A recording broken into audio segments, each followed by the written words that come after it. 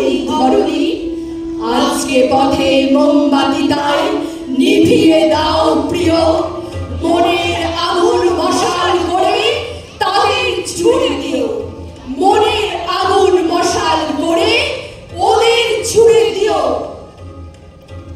আজ এসেছি তোমাদের ঘরে ঘরে পৃথিবীর আদালতে পরোয়ানা নিয়ে।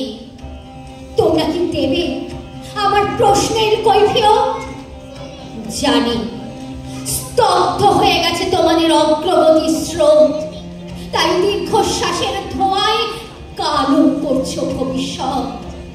কিন্তু ভেবে দেখেছো কি দেরি হয়ে গেছে, অনেক অনেক দেরি।